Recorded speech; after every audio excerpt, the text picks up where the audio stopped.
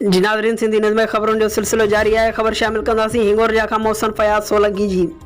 City model elementary public school Hingorja में सालाना इम्तिहान पास कंदड़ शागिर्दनि में रिज़ल्ट शीटूं विरहाइण जी तक़रीब मुनक़द कई वई।